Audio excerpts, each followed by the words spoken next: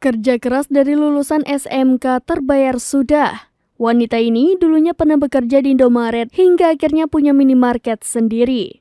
Wanita bernama Kia ini membagikan kisah jatuh bangunnya demi mencapai kesuksesan di akun TikToknya @kiaraya61. Di video itu, Kia menceritakan dirinya yang seorang anak ART.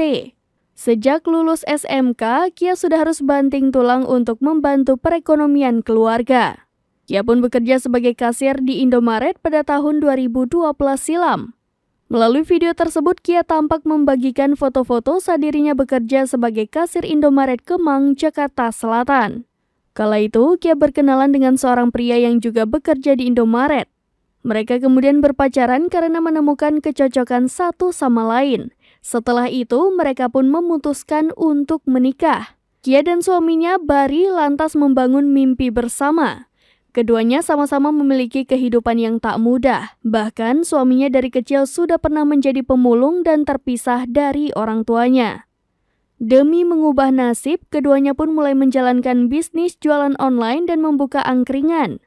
Sayangnya, angkringan mereka hanya bertahan sebulan, hingga akhirnya mereka beralih bisnis ke makanan ringan lidi-lidian.